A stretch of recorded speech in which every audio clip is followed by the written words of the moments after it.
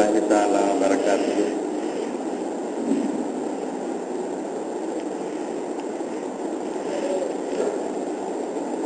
نحمده ونصلي على رسوله الكريم. أما بعد فقد قال الله تعالى في القرآن العظيم: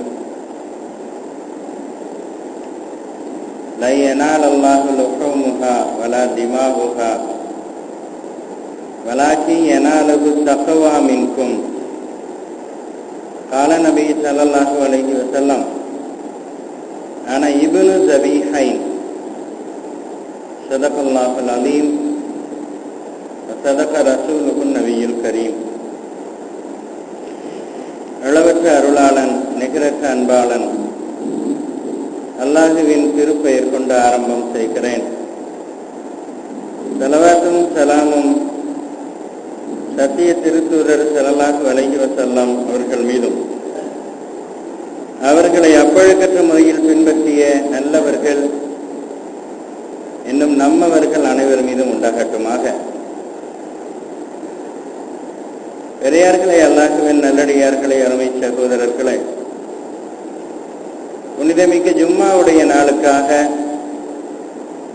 அல்லாஹுடைய அழைப்பை ஏற்று நாம் குழுமி இருக்கிறோம். இதுவரையில் பள்ளிவாசலின் பக்கம் வராத சகோதரர்கள் மிக விரைவாக பள்ளிவாசலுக்கு வந்து சேருமாறு அன்போடு கேட்டு, இந்த மாதம் துல்ஹஜ் மாதம்,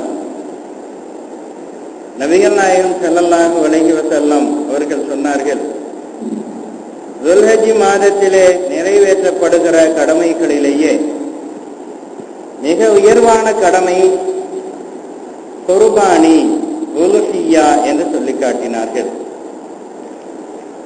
இந்த மாதத்தினுடைய மேன்மையே குர்பானி கொடுப்பதில் இருக்கிறது என்பதை சுட்டிக்காட்டிய நபிகள் நாயகம் ஸல்லல்லாஹு அலைஹி வஸல்லம் இன்னும் சொன்னார்கள், ஆனா இப்னு ஸபீஹைன், நான் அறுக்கப்பட இருந்த 2 பேருடைய மகனாக இருக்கிறேன் என்று சொல்லி காட்டினார்கள்.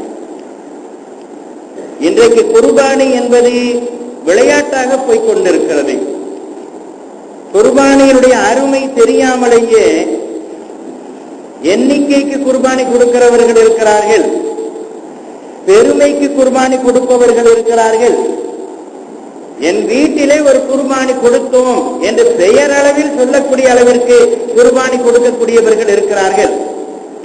ஆனால் குர்பானியினுடைய மகத்துவத்தை நாம் தெரிந்து கொண்டோமேயானால், குர்பானி பிராணி எதற்காக பலி கொடுக்கப்படுகிறது என்பதை தெரிந்து கொண்டோமேயானால், நபிகள் நாயகம் மனம் விட்டு சொன்னார்களே, நான் 2 அறுக்கப்பட இருந்த நபர்களுடைய மகனாக இருக்கிறேன் என்று சொன்னார்களே, அந்த பெருமை நமக்கும் வந்துவிடும், அந்த உணர்வு நமக்கும் வந்துவிடும். ஆனால் அதெல்லாம் தெரியாமல் இருப்பதன் காரணமாக, வரலாறுகளை புரட்டி பார்க்காமல் இருப்பதன் காரணமாக, இன்னும் சொல்ல போனால் யாராவது வரலாறு சொல்ல ஆரம்பித்து விட்டார்களானால், ஒரே கதையை சொல்லிக்கிட்டு இருக்கிறானோ அப்பா என்று சொல்லி சலித்துக் கொள்கிற காரணத்தினால் நாம் வரலாறுகளுடைய பின்னணியில் இருக்கிற அந்த உணர்வுகளை புரியாமல் இருக்கிறோம்.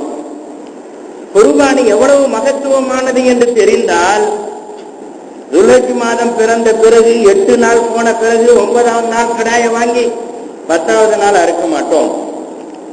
அல்லது 1 மாதம் 1 வருடம் வெள்ளாடாக இருந்தால் பூர்த்தியாக இருக்க வேண்டும், செம்மறியாக இருந்தால் 6 மாதம் பூர்த்தியாக இருக்க வேண்டும்.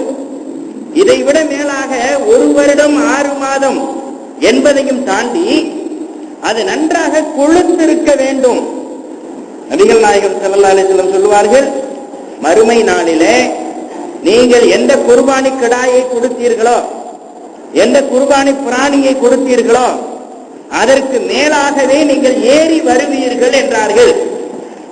இந்த ஒரு வார்த்தை, ஒரு வாக்கியம் நமக்கு நினைவுக்கு வருமேயானால், 8 கிலோ குட்டி, 7 கிலோ குட்டி, இன்னும் சொல்ல போனால் அது 1 வருடம் வளர்ந்திருக்கிறதா இல்லையா என்பது ஆராயாமல் வாங்கப்படுகிற குட்டி, இவைகளை நாம் அறுக்கவே மாட்டோம். நாம் ஒரு பிராணியின் மீது ஏறி சவாரி செய்வதென்றால் அது எவ்வளவு பெரிதாக இருக்க வேண்டும், எவ்வளவு பலமுள்ளதாக இருக்க வேண்டும், எவ்வளவு வலுவுள்ளதாக இருக்க வேண்டும். கொஞ்சம் யோசனை செய்து பார்த்தால் குர்பானி கடாயை வாங்குவதில் கூட கவனம் செலுத்துவோம். இன்னைக்கு என்ன ஆயிருச்சுன்னா பேருக்கு கொடுக்கிறது. எங்க வீட்லயும் குர்பானி கொடுத்தோம். இதை விட பெரிய வேடிக்கை என்னன்னா, குர்பானியை உணர்வு பூர்வமாக கொடுக்க வேண்டும் என்று சொல்ல வேண்டிய மதரசாக்களிலே குர்பானியினுடைய வரலாறுகளை சொல்லி சொல்லி அப்படி செய்ய வேண்டும், இப்படி செய்ய வேண்டும், இப்படியெல்லாம் செய்யாமல் இருக்கிறார்களே என்று சலித்துக் கொள்கிற இயக்கங்கள் எல்லாருமே இன்னைக்கு என்ன பிசினஸ்ல இறங்கிட்டாங்கன்னா, கூட்டு குர்பானி. நீ லண்டன்ல வேணாலும் உட்கார்ந்துக்க, காசை அனுப்பிடு, உன் பேர்ல நாங்க என்ன செய்யறோம், குர்பானி கொடுத்துடுறோம். பார்க்கவே வழி இல்லை. நமக்காக அறுக்கப்படுகிற குட்டியை பார்ப்பதற்கும் வழி இல்லை. வேதாளையில ஒரு மதரசா இருந்து அந்த மதரசாவில கூட்டு குர்பானி கொடுக்கிற ஏற்பாடு நடந்து கூட்டு குர்பானியில் பங்கு கொள்கிற அந்த 7 பேர் அங்க போய் நின்று நேரடியாக பார்த்து குர்பானி கொடுத்தால் ஒருவேளை அது சிறந்ததாக இருக்கலாம் என கொடுக்கிறவர் பார்க்கிறார். அந்த உணர்வு அவருக்கு வருகிறது. அது அறுக்கப்படுகிற போது எனக்கு என்னுடைய மகனுக்கு பதிலாக இது அறுக்கப்படுகிறது என்கிற உணர்வு ஏற்படுகிறது.